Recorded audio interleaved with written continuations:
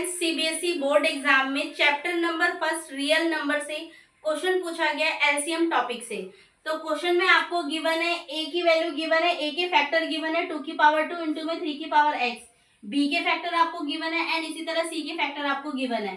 और यहाँ पर आपको एलसीएम बताया गया है कि इन तीनों नंबर का कितना है 3780। तो आपसे एक्स की वैल्यू पूछी गई और एक्स यहाँ पर क्या है, तो ये जो 3 की पावर है वो मिसिंग है, वो आपसे पूछा गया है। तो यहाँ पर हमें ए गिवन है 2 की पावर 2 इंटू में 3 की पावर एक्स, बी आपको गिवन है, बी की वैल्यू हमें फैक्टर गिवन है 2 की पावर 2 इंटू में 3 इंटू में 5। इसी तरह सी के फैक्टर आपको गिवन है 2 की पावर 2 इंटू में 3 इंटू 7।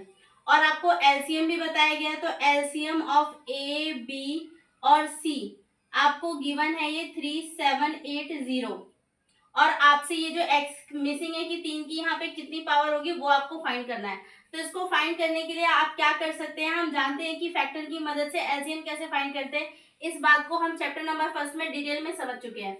तो यहाँ पर अभी आप क्या कर सकते हैं, तो आप क्या करेंगे, ये जो आपके पास नंबर है 3780, आप इसका वापस एलसीएम लेंगे, बट सिर्फ 3 के फैक्टर आपको फाइंड करना है। तो सीधा इसको 3 से डिवाइड करो तो यहाँ पर 1 आ जाएगा, ये 2 आ जाएगा, 6 एंड 0। फिर 3 से करोगे तो 3 4 2 0 हो जाएगा ये, फिर 3 से करोगे तो 1 और यहाँ पर 4 और 0 हो जाएगा।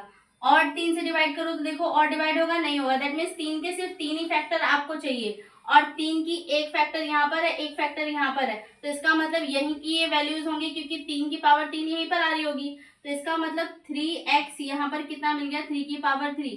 तो x की वैल्यू आपको यहाँ पर कितनी मिल गई 3, यानी कि x के यहाँ पर कितने फैक्टर होंगे 3।